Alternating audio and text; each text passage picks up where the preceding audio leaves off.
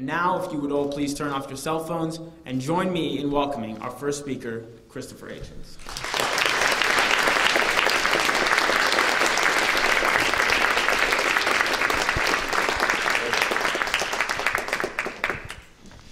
Thank you for that very generous introduction.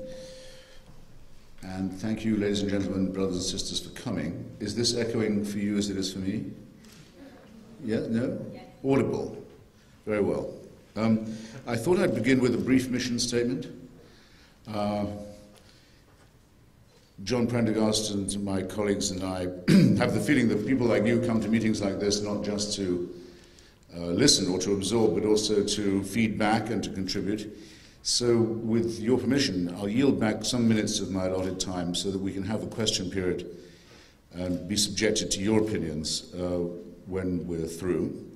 That's the first thing. The second is I'm incredibly relieved to be followed by John Prendergast, who knows a great deal more about this subject than I do, and who I think it can fairly be said of him, he'll be introduced I'm sure on his own, that without his efforts the question of Darfur might have completely disappeared from the headlines and the political agenda.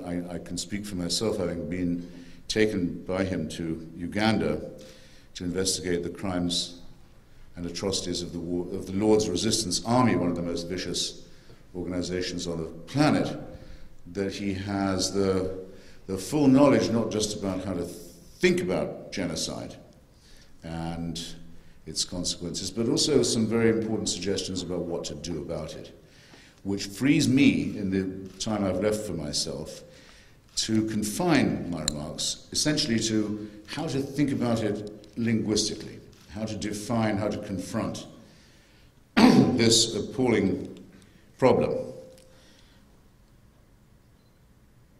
You don't often get, I'm invited to debates all the time.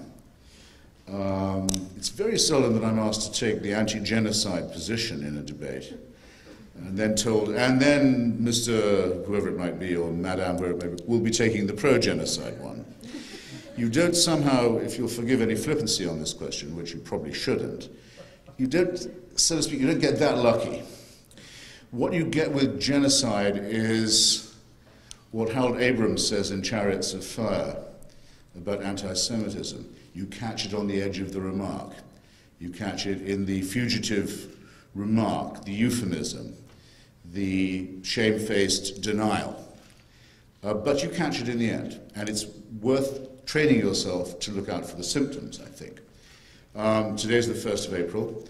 In a couple of weeks, the Armenian population of this city, and many others, I hope supported by you, will be commemorating the terrible day in 1915 when the Ottoman and Turkish authorities gave, in effect, a general order for the mass destruction of the Christian Armenian population of the Ottoman Empire. And they don't just have to remember this terrible event. There are a few of them left now who do physically remember it. I used to speak every year in Times Square in mid-April with a row of old ladies and old men in the front of the audience who were survivors. They've all died now. And they all died not just in the knowledge of what had happened to their families and their friends and their communities, and the extirpation not just of them physically, but the destruction of their churches, the destruction of their libraries, the renaming of their towns, the attempt to erase them from the map, the production of new atlases in Turkey that failed to show there was ever an Armenian province, the cultural erasure. They didn't just die in the knowledge of that. They died in the knowledge that it was still said that it had never happened to them. This, I think, is the crowning insult, and the one that above all cries out for justice. Not even an admission that it had happened. But if you go into the matter with Turkish parliamentarians, as I have, this month they will again protest that the US Congress, that the Swedish Parliament, others have affirmed the Armenian mass killing as genocide. There will again be threats from Turkey. They'll cut off relations with all countries that even dare to name it as such. Every parliament in the world discusses it, not the Turkish one. Flat, stone-faced denial. But go into it a bit further, and you'll suddenly hear them say, well, the Armenians were taking the Russian side in the First World War.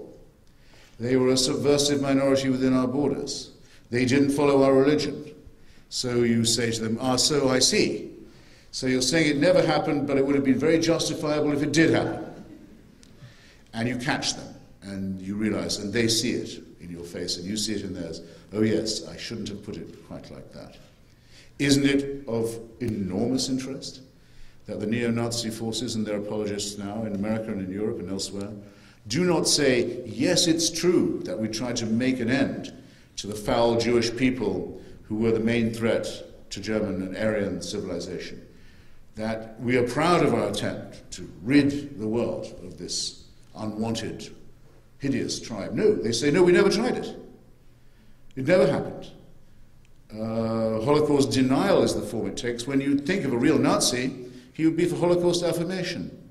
So always look to the language. You'll find it in there. You'll find concealed in this the filthy traces and footsteps of the foulest of all crimes, the attempt to destroy not just the nationality and the physical being of a people, but its culture, its history, and all traces of its pre-existence.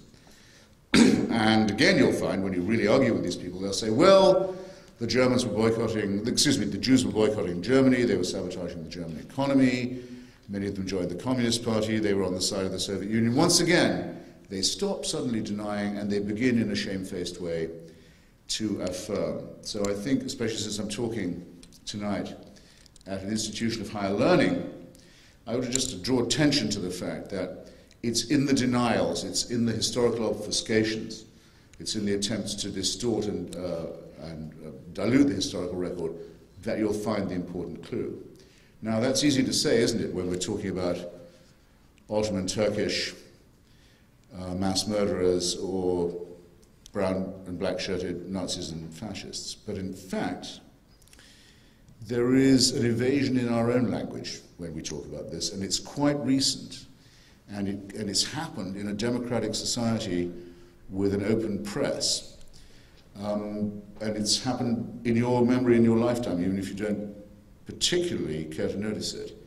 Why did Madeleine Albright, then Secretary of State, and Bill Clinton, then actually Ambassador to the United Nations, later Secretary of State, and Bill Clinton, then President of the United States, why did they not call the attempt by the Hutu population, or the extremist wing of it in Rwanda, to destroy the Tutsi population and the moderate Hutu, why was this not called genocide? When it was plainly the attempt to extirpate an entire population in whole or in part. Because if you call it genocide, and you are, as our country is, a signatory to the Genocide Convention, once you've called it genocide, you're mandated not just to protest about it, but to do something about it. The convention is very plain. If you call it by its right name, you must act, either to prevent it, if it can be prevented, to halt it if it's been started, or to punish it if it's been completed. And so in our own lifetimes, we have no right to sneer at other cultures who've used euphemism. We decided not to call it by its right name for a long time, until the business was nearly done, so as to avoid the responsibility for it. So this is something that lives right near you and can come to your society and infect your political dialogue. It's not a thing that happens in other places, or not just. Wanted to start by making that as plain as I could.